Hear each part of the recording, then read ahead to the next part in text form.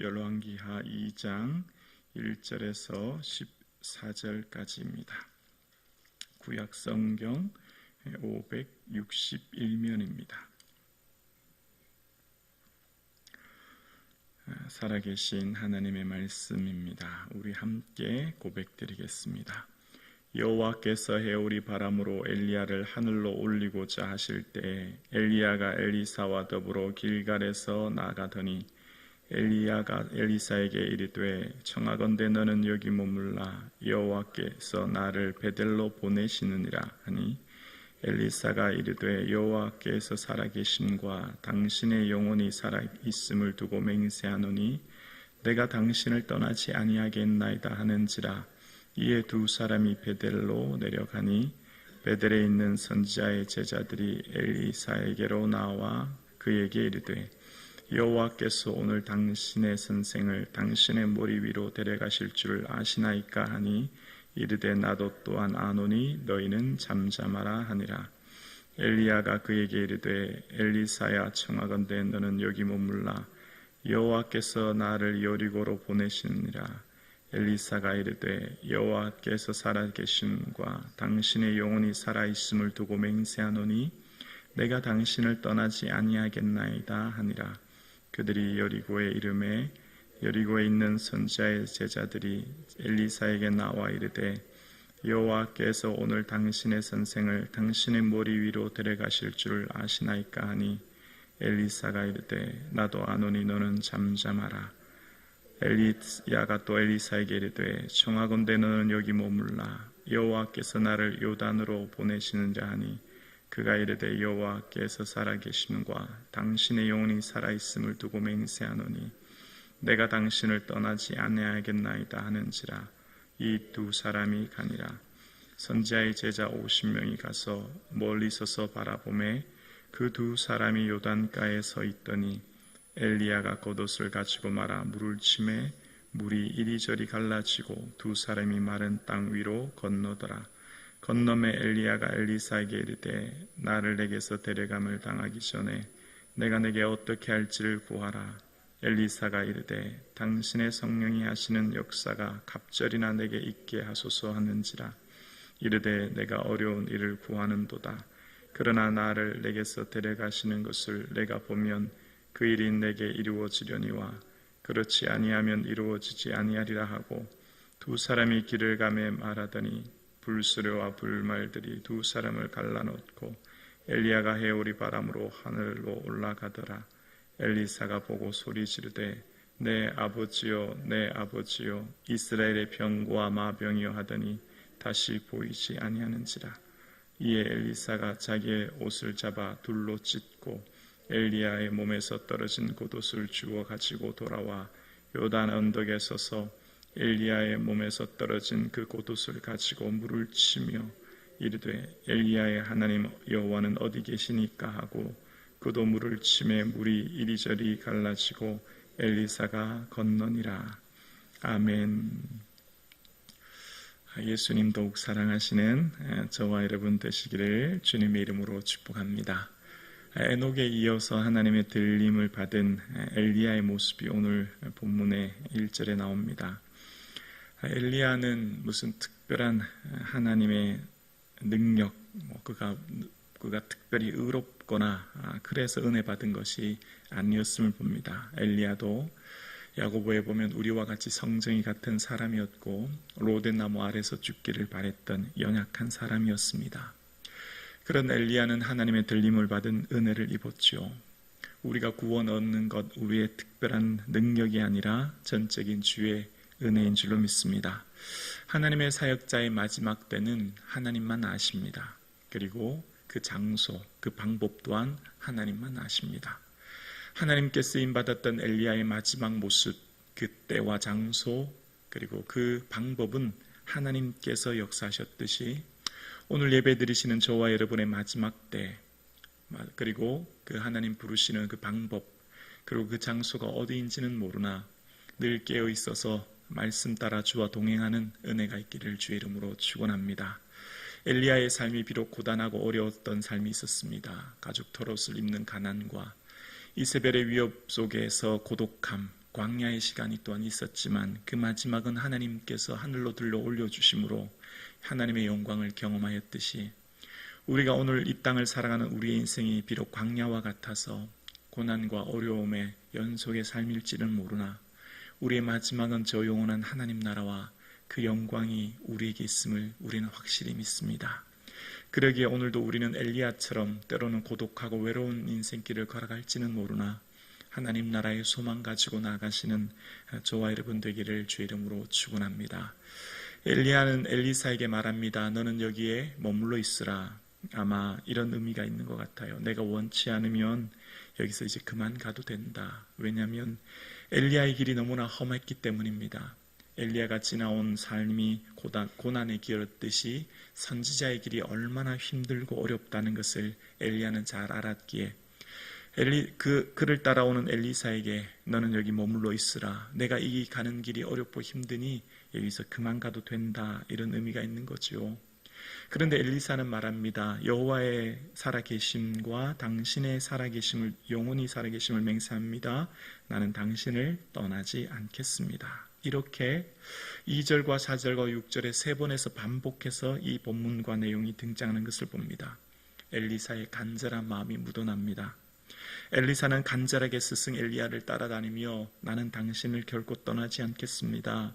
하나님의 살아계심을 두고 맹세합니다. 라고 하는 간절함이 그에게 있었던 걸 봅니다. 그 당시 수많은 선지자의 생도들, 선지자의 제자들이 있었지만 스승 엘리야를 따라다닌 엘리사의 이 절박함, 간절함이 있었던 것을 봅니다. 그러니까 지금 이 선지자의 생도인 많은 생도들이 이후에 베델과 또 여리고 그리고 이후에 요단강 건너에 있는 50명의 제자들이 있었지만 엘리사에게는 이 간절함과 절박함으로 스승 엘리야를 따라다녔고 하나님의 은혜를 입는 것을 오늘 본문이 이야기하고 있죠. 예수님을 따랐던 많은 사람들이 있었지만 절박함과 간절함으로 주님을 따랐던 혈류증 여인이 고침을 받지 않습니까? 많은 사람들이 신앙생활하고 교회를 다니지만 간절함으로 주님을 찾는 자에게 주님이 은혜 베풀어 주실 줄로 믿습니다. 오늘 우리가 주님께 이 성전에 나온 이유는 무엇입니까? 예수님 없이는 도저히 살 수 없는 자임을 아는 이 절박함이 오늘 우리를 깨워 이 새벽에 나오게 한 것이죠. 주님 은혜 베풀어 주시지 않으면 우리의 삶, 우리의 가정, 우리의 자녀들 어찌할 수 없음을 알기에 간절함으로 주께 기도하는 저와 여러분에게 주의 은혜가 있기를 주의 이름으로 축원합니다. 그렇습니다. 엘리사는 엘리야 스승 엘리야를 그 간절함과 절박함으로 따라다닌 겁니다. 너는 여기 머물러 있으라 여러 번 재차 말했지만 그는 당신을 떠나지 않겠다고 이야기하며 스승을 쫓아가는 것을 봅니다. 그때 당시 많은 사람들이 또 선지자의 생도들이 스승 엘리야가 하늘로 들림받을 것을 아마 많은 사람들이 알고 있었던 것 같아요. 그렇게 소문이 났던 것 같은데 그 사람들이 엘리사에게 그렇게 말합니다. 여호와께서 오늘 당신의 선생을 당신의 머리 위로 데려가실 줄 아나이다. 많은 사람들이 이 엘리야를 엘리사의 스승으로 선생으로 알았던 것으로 보아 엘리사는 얼마나 열심히 스승 엘리야를 따라다녔던 것임을 알 수 있습니다. 그러면서 이제 마지막 순간 이제 엘리야가 겉옷을 가지고 요단강 물을 가르면서 엘리사와 함께 그것을 건너게 되고 그때 이 스승 엘리야가 엘리사에게 9절에 보면 내가 어떻게 할지 구하라. 이제 마지막 내가 원하는 게 뭔지 구하라라고 합니다. 그때 9절에 보면 엘리사가 이런 말을 해요. 당신의 성령이 역사하시는 역사가 갑절이나 내게 있게 하소서 하는지라. 왜 이렇게 원했을까요? 엘리사는 엘리야보다 나는 당신보다 더 뛰어난 선지자가 되기를 원합니다. 이런 의미였을까요? 그렇지 않다 생각합니다. 엘리사는 나는 너무 부족하기 때문에 나는 엘리사 스승님 같은 능력이 없는 정말 부족한 종입니다. 그래서 나는 성령님의 은혜를 갑절이나 2배나 받아야만 선지자의 일을 직분을 감당할 수 있는 무능한 자입니다. 그런 의미가 묻어 있는 것이죠.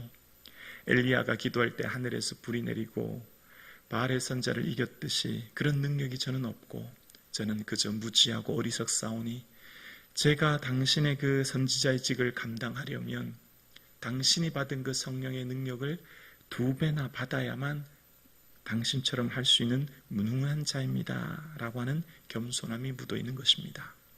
오늘 어떤 자에게 주님의 은혜를 어떤 사람이 주님의 은혜를 받습니까? 자기를 낮추는 겸손함이지요. 겸손한 사람이 주님의 은혜를 받는 겁니다. 나는 부족하고 무익한 종입니다. 나는 연약합니다 라고 고백하는 사람이 주님께 나와 기도하는 것 아니겠습니까? 기도하는 사람은 오직 주님 앞에 은혜를 구하는 겸손한 사람이 기도하듯이 엘리야사가 받았던 이 은혜를 저와 여러분이 받기를 주 이름으로 축원합니다. 특별히 엘리사는 엘리야에게 말합니다. 당신의 성령이 역사하시는 역사가 라고 이야기합니다. 성령의 역사하심을 구하고 있습니다. 오늘날 현대사회는 AI, 빅데이터, 4차 산업시대를 살고 있지요. 그러나 이런 시대를 살고 있는 수많은 사람들이 많은 정보, 사람들이 갖고 있는 많은 지식으로 인해서 사람들의 삶이 더 윤택해지고 그 내면이 더 풍요로워졌을까요? 오히려 더 공허해지고 사람들의 삶은 더 핍절해지는 것을 봅니다. 시대가 과학이 발달한다고 해서 사람들의 삶의 지위, 삶의 상황은 조금 더 나아질 수는 있으나 그 내면은 점점 더 공허해지는 시대를 맞고 있습니다. 한국은 우울증 세계 1위라고 합니다. 30% 이상이 우울증의 고통을 겪는다고 이야기합니다. 사회가 발전할수록 사람들의 내면은 더 공허해지고 더 우울해지는 것이 현실인 겁니다. 어떻게 이 시대의 고통과 아픔을 이겨낼 수 있을까요? 성령님의 은혜인 줄로 믿습니다. 성령님의 온전히 주시는 주님의 주시는 평강의 은혜와 그 충만하신 은혜만이 우리의 공허한 내면을 가득 채워주시는 생명수 샘물이 되어 우리의 삶에 참된 기쁨의 은혜를 부어주실 줄로 믿습니다. 오직 성령님의 은혜입니다. 그래서 누가는 구하는 자에게 성령을 주시지 않겠느냐 말씀하셨던 것처럼 이 시대에 우리의 해답, 우리가 간절히 바라고 원하는 것은 어떤 소유나 외면의 위치나 어떤 것에서 오는 기쁨이 아니라 그런 것들은 잠깐이지요. 오직 성령의 충만한 은혜를 구하는 이 아침 되기를 주의 이름으로 축원합니다. 성령님의 주시는 충만한 은혜는 우리의 마음의 소원을 바꾸는 겁니다. 이전에 좋던 것 이제는 가볍게 되고 이전에 그토록 원했던 소원이 이제는 별거 아니게 되고 정말 우리의 소원이 본질적으로 돌아서고 바뀌게 되죠. 바로 내 구주 예수 그리스도 더욱 사랑하는 것, 저 하나님 나라 소망 바라보고 이 땅을 살아가는 것, 우리의 소원이 말씀대로 우리를 붙들어 살게 하심으로 우리의 소원이 바뀌어지는 은혜가 있기를 주의 이름으로 축원합니다. 세상 것들 쫓아 사람들과 같은 삶의 방식으로 그 사람들이 가지려고 하는 것을 더 가지고 쫓아가는 경쟁의 삶이 아니라 우리의 마음의 소원이 근본적으로 바뀌어짐으로 성령님과 함께 동행함으로 주님의 주시는 자족의 은혜와 함께 주의 주시는 평강의 은혜로 띠띠워지시는 이 아침 되기를 주의 이름으로 축원합니다. 우리가 무엇을 이 시간 구하시겠습니까? 여러분, 우리의 가정과 우리의 삶과 우리의 자녀들에게 무엇을 그토록 원하십니까? 성령님의 충만한 은혜가 우리의 삶의 목적을 바꾸고 소원을 바꾸고 우리의 삶의 참된 기쁨이 예수 그리스도임을 깨달아 아는 이 은혜가 저와 여러분의 삶 가운데 충만할 수 있기를 주의 이름으로 축원합니다. 그럴 때 엘리야는 엘리사에게 말하죠. 10절에 보면 내가 어려운 것을 구하는도다. 내가 내게서 그러나 나를 내게서 데려가는 것을 내가 보면 그 일이 내게 이루어지려니와 그렇지 아니하면 이루어지지 아니하리라 하고 라고 이야기합니다. 엘리야는 엘리사에게 정말 어려운 것을 구하는데 그런데 주님께서 나를 데려가는 것을 보면 그 일이 내게 이루어질 거야 라고 이야기하는 것을 봅니다. 우리가 누가 주님의 은혜를 받습니까? 주님과 끝까지 동행하는 사람, 늘 깨어있는 사람, 주님과 함께 살기 위해 애쓰는 사람이 주의 은혜를 누리며 알게 될 줄로 믿습니다. 누가 사도로 부름받았습니까? 제자들 중에 사도로 부름받은 사람들은 십자가와 그리고 함께 부활을 본 자들이 사도로 부르심을 받아 하나님의 쓰임받아 능력의 삶을 살았듯이 오늘날 어떤 성도가 하나님의 은혜를 덧입게 되어집니까? 주님과 끝까지 동행하며 고난과 어려움이 있지만 그럼에도 불구하고 끝까지 깨어있어 기도하며 주의 뜻을 묻고 찾는 저와 여러분의 삶에 이런 은혜가 있기를 주의 이름으로 축원합니다. 그렇습니다. 오늘 이 시대에 많은 사람들이 삶에 바쁘고 지친 현실의 삶을 살아갑니다. 이렇게 힘들고 어려운 이 시대에 새 속의 물결 속에서 마치 이 세상이 영원할 것처럼 살아가는 이 시대에 곧 오실 예수님 준비하며 곧 오실 그 하나님 나라의 영광을 소망하며 오늘 이 하루도 살아갈 수 있는 저와 여러분 될 수 있기를 주의 이름으로 축원합니다. 그때 해오리 바람과 함께 스승 엘리야는 하늘로 승천하게 되고 올림받게 되고 남겨진 겉옷을 가지고 요단강을 쳤을 때에 물이 갈라지는 은혜를 엘리사가 경험했던 것처럼 하나님의 세우시는 사람, 하나님의 능력을 반드시 부어주십니다. 하나님의 기뻐하시는 일을 하기 위해서 다짐하고 결단하는 성도에게 하나님 그냥 내버려 두지 아니하시고 강하고 담대한 마음을 주시고 동력자들을 붙여주시고 그의 필요한 때를 따라 돕는 은혜를 반드시 주심으로 주님께서 주님의 역사를 이루어 가실 줄로 믿습니다. 오늘 저와 여러분의 삶의 목적이 예수 그리스도를 위한 기쁨이 되어지게 될 때에 주님께서 우리의 삶을 통해 우리의 가정을 통해 하나님의 위대한 역사를 이루어 가실 줄로 믿습니다.